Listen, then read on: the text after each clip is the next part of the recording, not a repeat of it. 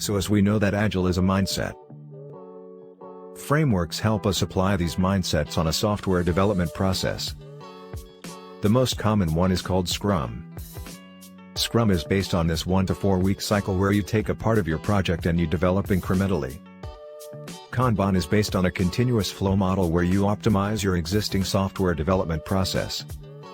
A combination of these two is called Scrumban. Scrum is primary. Kanban is used to optimize your flow within your sprint. XP has most of the practices of Scrum, but it also defines some engineering practices which are very crucial for an Agile team. Then, of course, there is the hybrid of a Scrum and XP. Lean Startup Framework helps you if you have a lot of unpredictables and if you want to really prove your solution before you implement it. Organizations end up customizing some of these frameworks to meet the need of their team or their project or the organization. To re-emphasize, you stay true to the Agile principles and practices and not get bogged down by the rituals or practices of a specific framework. In terms of popularity, Scrum is by far the most popular of all. It's about 70% of the Agile teams use either Scrum or one of these variants.